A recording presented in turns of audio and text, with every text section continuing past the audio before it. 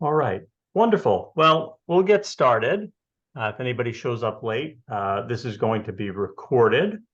So it will be available on the Friends of the Blue Hills website. I wanted to thank you for attending this evening to this educational webinar. My name is Mike Albert. I'm a member of the board of directors for the Friends of the Blue Hills Charitable Trust and also the treasurer. I want to thank everybody who's attending. Our idea for this is, as we go into giving season, is to bring an expert on to give some information about, as the title says, both kind of setting up a long-term legacy as well as making an immediate impact. The Friends of the Blue Hills has been around close to 50 years. Our mission is to protect the resource that is the 7,000 acres of the Blue Hills, located in the many towns, Canton, Milton, Randolph, Quincy. And we've been doing that for almost 50 years. Our support is really through individual giving. And so we count on that. We thank everybody who has made a donation over time. And as we go into giving season, we want you to be thinking about the resource that is the Friends of the resource that is the Blue Hills, the Blue Hills Reservation, the things that you do there, whether going for a hike, whether walking up some of the trails with your kids, whether trail running, anything you do there to get out and to enjoy the resource, the incredible resource that is the Blue Hills Reservation. So I wanted to introduce Martha Payne. She's a financial expert and a friend of the Blue Hills. And I want to thank her before we even start for agreeing to put this presentation together and present to folks who are interested. So thank you very much, Martha. I'll turn it over to you to get started. Thank you, Mike. I'm really excited to be talking to everyone here tonight. There are two things that I love in life. Number one, I love financial planning. I love what I do for my clients, and I also love the Blue Hills. It's one of the reasons that I moved here to Milton just over 2 years ago. My dog and I are out in Blue Hills, probably not every day, but close. So I'm really excited to chat with everyone tonight, and hopefully this is helpful. So I'm going to give a little bit of background on myself and the firm I'm with, and then I want to dive into some information about taxes and what some of the different ways are that we can give back to the Friends of the Blue Hills. So Integrated Financial Partners is the firm that I work with. I'm a financial planner, as Mike said. I've been doing this over 20 years, and I'm based here in Milton, and I have an office in Dedham. So the firm that I'm affiliated with, as I said, Integrated Financial Partners, we're an independent firm. We're very process oriented, and we help our clients with financial planning. A lot of that includes, helping them to figure out how they can give back to the charities that are important to them. So I want to start with this financial planning pyramid, and this is a visual that I go through with a client, usually the first time I'm meeting them, because I think it really frames the conversation around financial planning and legacy giving. So we always start in the lower left-hand corner, which is the financial position, right? So that's your net worth and your cash flow. We just want to get a handle on where are you now? Where are you trying to get to, right? What are your goals? The next piece we talk about is income protection, whether that's insurance, life insurance, disability, property and casualty. We want to protect the assets and the people that we care about. The next piece, the tax reduction strategies. So a lot of what we're going to be talking about tonight has to do with, tax reduction, whether it's through giving during our lifetime or leaving a legacy after we're gone. The next piece, investment planning. So some of the things that we're going to talk about tonight have to do with setting up an investment account for a charity, retirement planning, or any major goal, right? It could be sending your kids to college, retirement, buying a second home, whatever it may be. And then here at the top, we talk about wealth transfer. This is estate planning, right?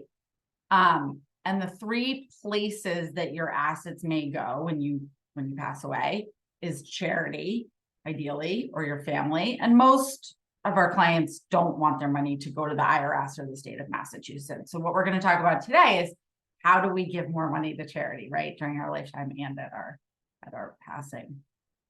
So let's talk about taxes. Fun topic. So there are only 17 states that actually have a state estate tax. And Massachusetts is one of those states. So yay for us. We live in a state that has a lot of taxes. That's why it's probably called Taxachusetts. So the Massachusetts state estate tax exemption is $1 million per person, meaning you can pass $1 million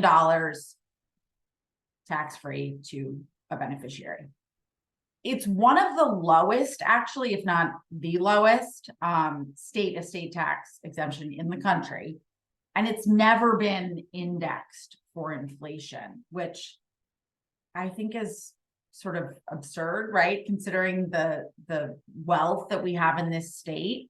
And the other thing that I will say is that if your Massachusetts estate is worth $1 million, it is taxed all the way back to $1. So that's how the Massachusetts state estate tax works. There's talk that it might go up to $2 million. It hasn't been passed, but there's potential legislation that's being talked about. Now, on the federal level, the number is much higher, right? So the federal estate tax exemption is almost $13 million per person, or $26 million for a couple. Not many people have that level of wealth, right? And the federal gift and estate tax exemption is scheduled to sunset in 2026. Now, some of you might say, what does sunset mean? What that means is going to revert back to $5 million indexed for inflation. So call it about $7 million. So if anyone, listening tonight or listening afterwards, if you're in this fortunate position where you're worth this amount of money, there's some sophisticated planning that can be done over the next few years before this number goes down. So in terms of the blocks of property, so this is what we talk about with our clients. This is everything you own, right? If you think about all of your assets, it's going to fall into one of these 6 blocks of property. If your savings, your personal property, your bank accounts, your real estate, whether that's your primary residence, beach home, ski home, whatever, your investments, brokerage accounts, or we call it non-qualified or taxable. Then we have qualified plans, which is, pre-tax, 401k, pension, IRAs, things like that. Insurance, life insurance, things like that, that would be considered part of your taxable estate. And then if you own a business. So you might notice that there are 2 funnels on this page. And these are 2 tax funnels that represent your money going through these funnels: probate, fees, administrative delays. So all of your assets are going to pass through the federal and state estate tax funnel before it goes to IRS, charity, or family, but also your qualified plans or your pre-tax retirement accounts pass through a second funnel as well. So this IRD, I will say now, everything in our business is initials. So you're going to notice a lot of, initials for things. So IRD is income with respect to a decedent. And what that means in plain English is that if you're passing a qualified plan to somebody other than your spouse, there's an extra layer of taxes, right? So one of the things that we're going to talk about tonight is opportunities that you have with these qualified plans. Again, what we want to talk about tonight is how do we get money to charity and how do we leave money to our family? We don't want money to go to the IRS, right?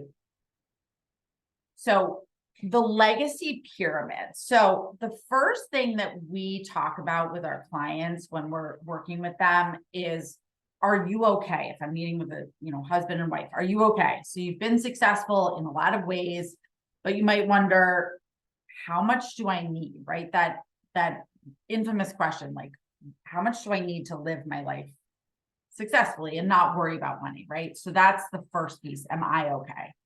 Then once you know that you and your spouse are okay, you might think, well, is my family okay? Do I want to take care of my children, my grandchildren, whatever it may be? And then is your community okay? Will I be able to give back to Friends of the Blue Hills or other, community or charitable organizations that I care about? So the way that we help clients to figure out how much can we give is through a process that we have put together called the lifetime income model. So it's the way that we help a client to define what we call their necessary and their excess estate. Now, we're all here tonight because we're charitably inclined, right? We're all here because we love the Blue Hills and we love the Friends of the Blue Hills.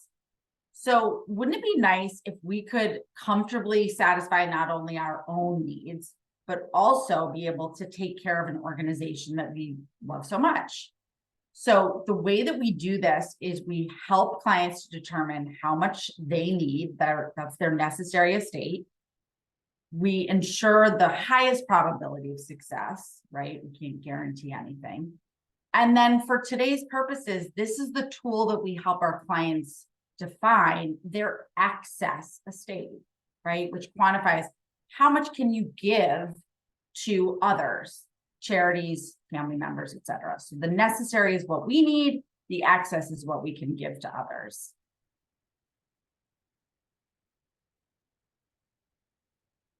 So when we think about the path to charitable giving, the first thing we want to do, like anything that we're trying to figure out, we want to establish what are our goals, right? What are we trying to do with the charitable giving that we want to set out to do?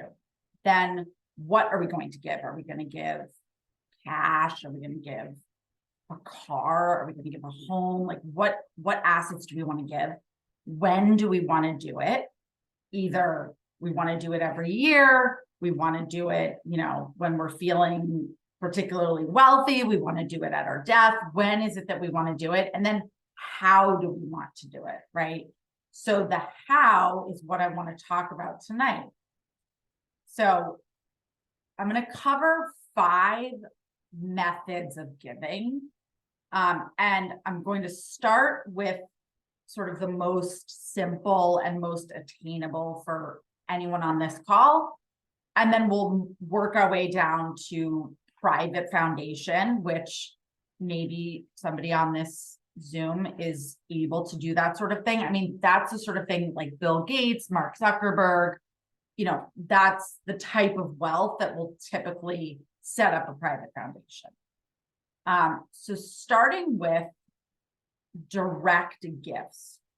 So this is the most common form of giving. And I will also mention, I would assume that this is probably the most common way that the Friends of the Blue Hills gets donations as well, right? Yes, it is. absolutely is, Martha. It is, the majority of our giving is through direct gifts. There is a way that you can give on a monthly basis, on an automated recurring basis, which charities love because we can count on that recurring gift. But most of our giving comes through kind of membership, a membership renewal, certainly gifts above that. I will say, I know you're going to get into this, but we do have a connection that if you do have stock, and you'll talk about this, Martha, but if you do have stock, we do have a way to accept stock, and those instructions are on our website, so that can be quite good. So this is, as we're going into giving season, I think one other thing that's important about direct gifts, and I think something that's missed a little bit, is that for those of you who work for a company, companies increasingly have matching gift programs. So they will match your donation to certain charities up to a certain amount, generally on a one-for-one match. We get a lot of donations through matching gift programs, but I'm sure that there's some folks who will see this webinar who work for a company and perhaps don't know about their matching gift program or their program where they can request a grant to a charity. And so we want to publicize that more as a way of direct giving, but also getting support from the place you work for that donation. Yes, definitely. So, oops, didn't realize I skipped ahead to the next slide. Sorry about that. So yeah, Mike did a great job of explaining. So, cash, you know, we all know what cash is, or a gift of a highly appreciated security. So let's say you were fortunate enough to buy Apple when it was $5 a share, right? And now it's worth, I don't know, almost $200 a share. We call that a highly appreciated asset, meaning the differential between what you bought it for, $5, and whatever it's worth now, call it $150, $200. It's highly appreciated, right? If you were to sell that yourself as an individual, you would pay capital gains. You could gift that share of Apple in this example to Friends of the Blue Hills, and then they are able to sell that share of Apple and they don't have to pay the capital gains, right? So you get the deduction of giving the value of whatever you gave, and then they are able to sell that asset and use the cash for whatever they deem, you know, worthwhile. So that direct gift, as I said, is the most common way that most, you know, people give. Now, as we move up the ladder, the next one is called a donor advised fund, or DAF, as I was saying earlier. Everything's abbreviated. This is something that clients of mine talk about, right? So this is still within the realm of, you know, normal everyday giving, right? It's a charitable investment account, which is set up for the sole purpose of supporting a charitable organization, right? So you can't set this up and then give it to your kid for college, right? It just has to be specifically for a charity. They're often set up and administered by mutual fund companies here in Massachusetts. We all know the names Fidelity, Eaton Vance. I'm sure there are others. But again, whenever you're contributing money to the DAF, you're able to take a tax deduction. They're invested for tax-free growth, and they're really gaining popularity lately. I feel like in my client conversations, this is coming up a lot more. You don't have to give, you know, hundreds of thousands of dollars. I don't know what each fund company has for a minimum, but let's say you wanted to do it with like $5,000 or $10,000, right? So that's the next sort of step up from the direct gift. Yeah, I think just one point on those, it is a way to kind of set aside money for charitable giving. So in other words, almost to set aside a pool of money that you will then give to nonprofits over time. And the immediate tax write-off makes sense if you're in a situation where you had a good year from a bonus point of view or things like that. Setting aside that money, letting it hopefully grow in that donor advised fund account, and then giving it out. And we do see gifts from donor advised funds to the Friends of the Blue Hills. So thank you for anybody who has done that. Yeah, that's a great point, Mike. So the next one that we'll talk about, and this is what I was referencing when we were talking about the blocks of property and that extra tax funnel that you deal with qualified plans.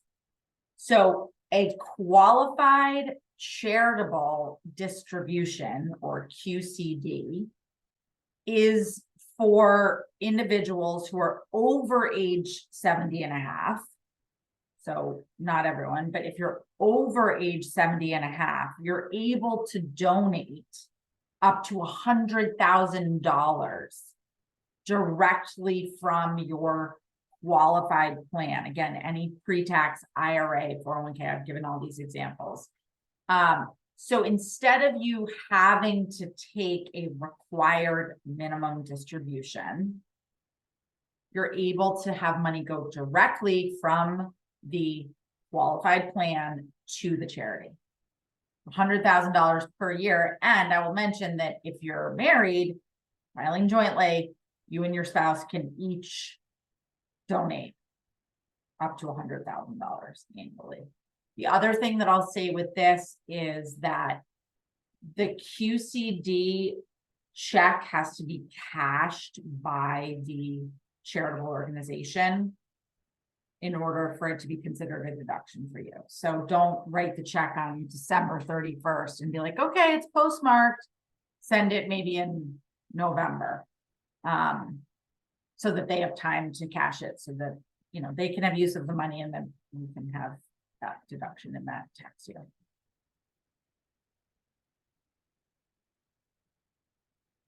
So the next one that I'm going to talk about is what's called a charitable remainder trust. So now, as I said, as we go up, you know, each slide, we're getting more and more complex. So a charitable remainder trust is a type of trust. So in this case, you're going to have an attorney draft this document. Okay. So that's going to cost, you know, a little bit of money, but the way that it works is that you, as the donor, are contributing an asset to the trust. And again, just like all these other things, you do get a current year tax deduction. So let's say you put $100,000 in, right? Then the trust gets to sell that asset income tax free. The way that it works is the trust is going to make annual distributions back to you or your children or anyone else that you choose, but it has to be at least 5% per year. It's for a stated number of years or for your lifetime. And then after this time period or at your death, any assets remaining in the trust pass to the charity of your choice. So again, you as the donor set up the trust. You gift assets to the trust. You take distributions each year of at least 5%, and then assets that are left will be given to the charity. The other thing I want to mention is that this type of trust is irrevocable, meaning once you set this up, it's not something that you can go in and say, oh, I'm changing my mind. So it's you know, something to be taken seriously. And it's probably, you're dealing with a larger dollar value than maybe just a direct gift or the, you know, the other previous things that we've talked about. The last one that I will cover, and we're really getting into, you know, larger dollar values here. A private foundation, right? So as I mentioned, a couple of examples, Gates, Zuckerberg, people of that ilk, right? So a private foundation is a legal entity, and it's, again, solely for charitable purposes. It can be funded with and continue to hold almost any asset, right? So it could be private equity, real estate, you know, different things like that, which is, again, different than some of the things that we've talked about previously. It can exist into perpetuity, right? So it could be set up by one generation and then continue for generations after that. And I would say, I don't know, Mike, if you have thoughts on this, but probably we're talking about funding of $500,000, $1 million at least, or, you know, and upwards from there. So. Yeah, agreed. There's much more flexibility to this. So people are increasingly using donor advised funds, I think, if they, you know, if they have less assets than that and they want to do some of the same things with as a private foundation, but private foundations certainly have more flexibility than a donor advised fund, which really anybody can open. Right. I would say that the majority of what I'm talking to clients about, and probably what you guys are getting gifts from, is direct gifts, the donor advised fund, and then maybe the qualified charitable distributions. Absolutely. I think the qualified distribution is a pretty good secret, because if, and correct me, you're the expert, but I think if you're over 70 and a half and you have to take minimum required distributions, those are generally going to be part of your income. If you don't need that for a living, to be able to give that money to a charity, I do believe that is then, is it not counted in income, Martha? Is that the Correct. Yeah. thing? And I think it's a maybe not so well known. Most people have a qualified plan, a qualified account, and you know, minimum required distributions are not something you can get around. So No. what better thing than to not include it in your income and support an organization like Friends of the Blue Hills? Yeah, I would say that I see this sometimes, you know, I don't have a lot of clients, but some of my older clients who have Social Security maybe and a pension, and they have these required minimum distributions. Maybe their income's 250,000 and they only need 180. And they're saying, well, you know, I'm forced to take this money out. The government has said, all right, the gig is up, right? You've had this tax deferral for long enough. And the RMD age has gone up recently, but at some point we're going to be forced to take the money out. So Mike makes a great point that if you don't need the money and you're able to take it from the qualified plan and give it to a charity, then you're not having to pay income taxes on it. So